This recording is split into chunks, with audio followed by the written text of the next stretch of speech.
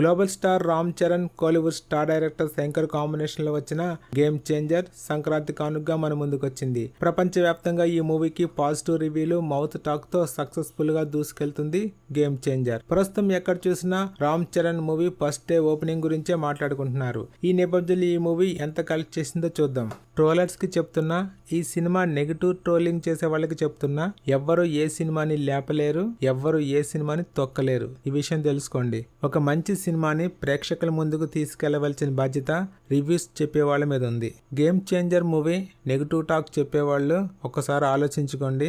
ఈ సినిమా అన్ని వర్గాల ప్రేక్షకులు చూడవలసిన సినిమా.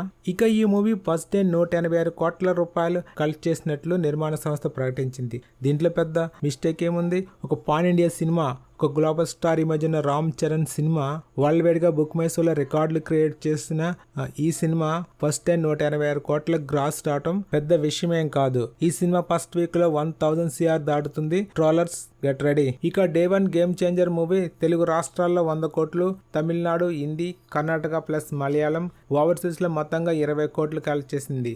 ప్రపంచవ్యాప్తంగా మొదటి రోజు 186 కోట్ల పైగా వసూలు రాబడిందని ఈ మేరకు నిర్మాణ సంస్థ ట్వీట్ చేసింది.